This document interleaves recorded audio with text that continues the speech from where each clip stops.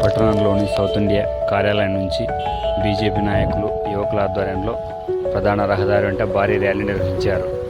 South India కార్యాలయం దగ్గర నుంచి ప్రారంభమైన ఈ ర్యాలీ పాత బస్టాండ్, కొత్త బస్టాండ్ మీదుగా నంద్యాల రహదారిలోని జీవీఆర్ ఫంక్షన్ హాల్ వద్దకు ర్యాలీ కొనసాగింది.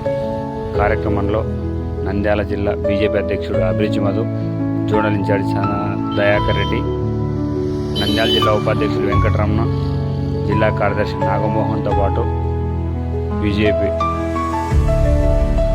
మండల అధ్యక్షులు ఆంజనేయులు, డోన్, ప్యాబిలి మండలాలకు చెందిన నాయకులు పాల్గొన్నారు.